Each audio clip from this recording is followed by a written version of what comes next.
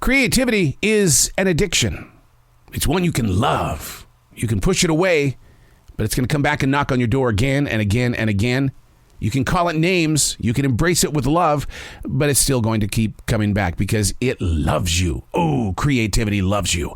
Unplugged because we will always say yes to creativity. Totally Uncut because we all make mistakes. So turn it into a tool. This is Arroe Unplugged. The rituals that we go through just to sit down and have a conversation.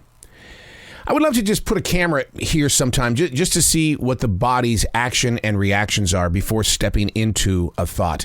And then I step back away from that going, why would you bring judgment against yourself? And we do that a lot. We'll sit there and we'll take those little selfies and stuff like that. And subliminally, we're just telling ourselves, you just don't look right. No, I don't like the way your hair is. And the inner core of your body is going, okay, I'll try better tomorrow. I'm sorry.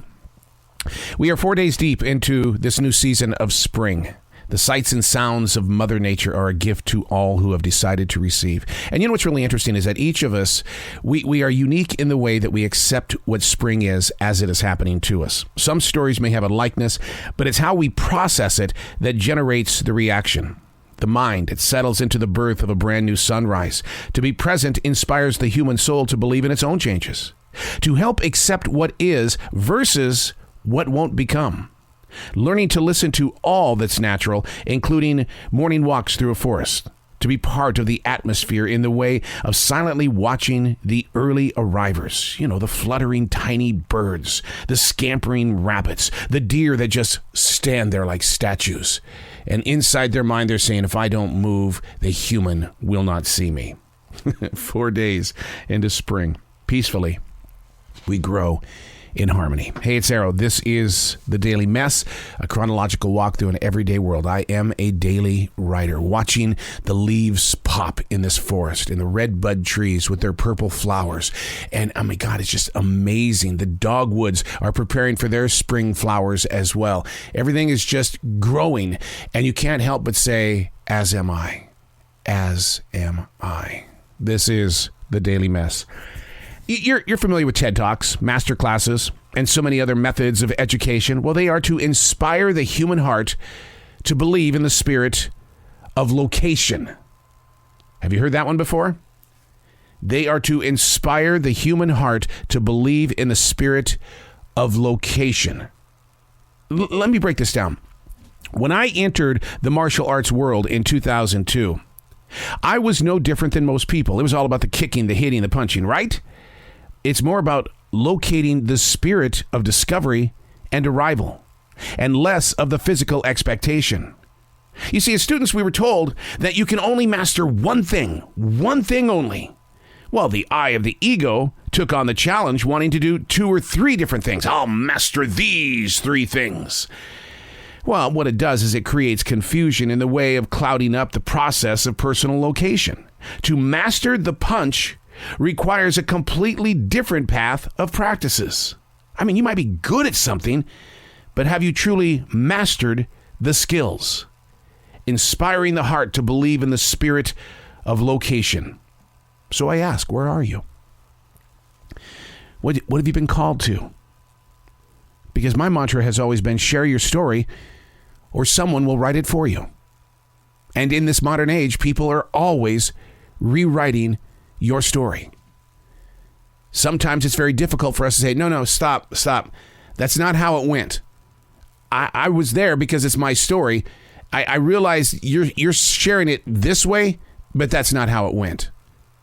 And we have to tell ourselves that too, because as a daily writer, my truth and my form is on this page, and I'm not going to go here to pin out the potential of there being something else that actually took place. That's not going to happen. And so when you are truthful and transparent with yourself on the page, then it grows on the outside of your heart. What is the story? Or someone is going to write it for you. And that someone could be a new personality that you pick up along the way in a couple of hours from now. It's going to say, well, this is the way that I saw it happen, when in reality it wasn't. And so that's how things get a little bent out of place. And we do go on to Facebook and Instagram, Twitch and all those other ones to sit there and paste our thoughts onto other people's eyes. And then people start writing your story. I am so guilty of that. I will have what I think is a thought that could move people, to inspire people, to allow people to grow in their own shoes, and it comes back the opposite direction in the way of going, wow, dude, that's pretty offensive. And you're going, it was meant to inspire. It was meant to bring things to you. See, what they do is as they receive it, it goes all the way back to what we first started talking about. 4 days deep into the spring, the sights and sounds of Mother Nature are a gift to all who receive. Each of us are unique in the way of how we accept what is. Some stories may have a likeness, but it's how we process it that generates the reaction. The same is true about the words that you speak and or share through social media. Somebody is going to write your story for you because they based their story on your story and how they reacted to your story on something that you put out there, but they don't know your story. And that's why we've got to have that courage and the confidence to say, no. That's not how it went. And I think I need to do that on Facebook sometimes when I put something up there that somebody has been offended by, when in reality it's just a gut check. I need to say, here's the reason why I'm saying this. But you know how it is. Twitter's onto something when they, give you 160, 180 characters.